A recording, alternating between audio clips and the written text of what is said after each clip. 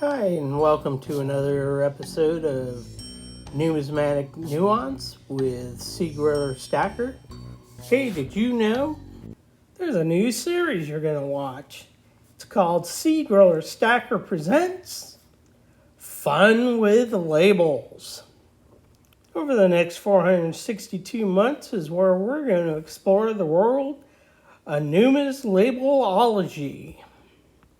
What is Numis Labelology, you may ask? Well, let me tell you. Numis Labelology is the study of graded coins and their labels. What fun we are going to have. In this episode, we're going to look at some of the coins submitted by YoTFan. YoTFan is a member of our community from South Dakota, and you may recognize him as the pest hanging around the Talking with Tiny live stream, or the Coins Making Sense auction, or the Joe Durbin's auction. As you may know, in 2024, the U.S. Mint debuted the first ever Silver Eagle with the Star Privy release, and it was featured on the obverse of the American Silver Eagle. YoTFan's first coin, as you can see here, is pretty cool. It has a label from NGC, which was produced in collaboration with a game producer, Nice Gang. And it was actually a collaboration between Nice Gang and the U.S. Mint, where the new mobile gaming company, Nice Gang, wanted to promote numismatics and bring awareness to a modern generation of collectors. And Nice Gang's first video game title was Eighth Era, and awarded players with these physical collectibles, allowing players early access to a first-of-its-kind Star Privy Silver Eagle, which happens to be the lowest mintage of bullion Silver Eagles in U.S. Mint history. How cool is that? Here we have another example of a Star Privy American Silver Eagle from 2024. This one also is an NGC label, but it's the official Red Book label, which happens to be one of my favorite labels. And again, this coin is a first release and is an MS70. Very nice, YoTFan, very nice.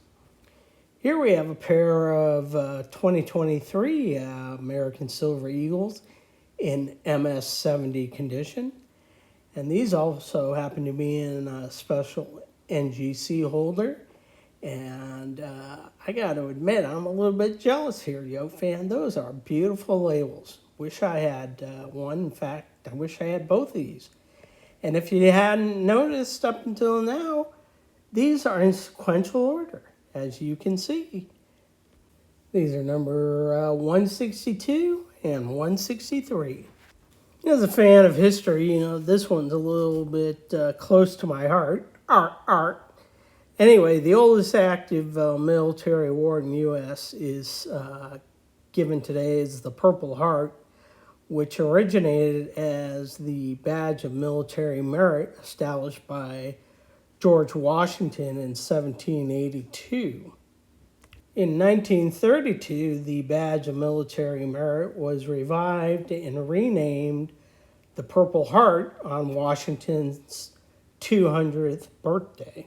And as you know, the Purple Heart is awarded to any member of the United States Armed Forces who are either wounded or killed in action.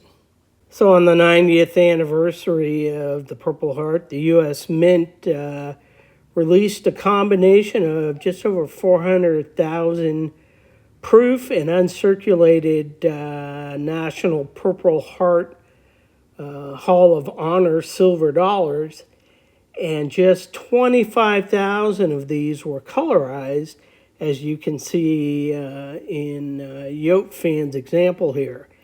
Again, Yote fan, this one really should be in my collection and not yours. Now, here's a fun one. At first glance, you say, okay, well, it's an American Silver Eagle. And it's a nice label, nice American flag. Who doesn't like that? But if you look a little closer, you're going to see some stuff here. First and foremost, this is a 1985 American Silver Eagle. How's that possible? They didn't start minting American Silver Eagles until 1986. Well, if you read the label a little closer, you see that this is a DC token, and DC stands for Daniel Carr, who is a renowned artist for the Moonlight Mint, and he decided to overstrike an American Silver Eagle design on a token, and this happens to come from Annex, who graded this in MS68. But another fun thing, and Daniel Carr's famous for this, you don't have the traditional reverse of an American Silver Eagle. You have the traditional reverse of a Walking Liberty half dollar, which I think is way cool. Okay, this next one, I have to admit, I had to look up. Apparently, there's a company called Ultra Breaks, which, according to them, are a thrilling and unique way to collect rare and certified coins. And this concept was inspired by the excitement of opening up packs of trading cards. And each Ultra Breaks pack contains a limited edition Ultra coin certified by PCGS. And each pack features one of 3 stunning labels. You either get a PCGS MS70 Ultra coin, which has the silver foil label, or the Ultra Gold Rush label, which is a 1 in 10 chance of getting, or the Ultra Infinity label, which is a rare high-end hologram. And that getting one of those is a 1 in 100 chance. As you can see here, Yote fan got his hands on a gold label one. Here you have a really nice coin. It is a 1929 wheat cent MS64 in a red-brown coloring. And it's contained in, I believe, a Generation 6 Annex holder, which I think was produced from 1999 to 2006, if I'm not mistaken. Here you have an interesting one. As you can see, this is a 1992 Olympic commemoration dollar. And if you remember correctly, 1992 commemorative dollar was the first time the U.S. Mint had used edged lettering. The other interesting thing is the obverse has a image of a pitcher, and if you remember, there were no professional baseball players allowed in the Olympics. However, this one looks eerily similar to a professional pitcher. That's right, looks eerily similar to the Fleer baseball card from 1991 of none other than Nolan Ryan. You may have noticed that the last coin had a label from a company called Numis Trust Corporation, and it just so happens that our next coin also comes from the same company.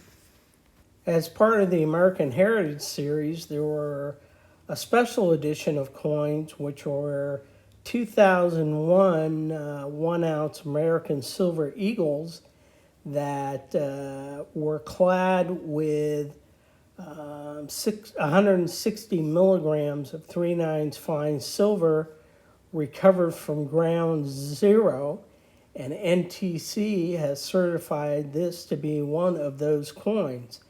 And of course, that is a deeply symbolic and historical significant piece.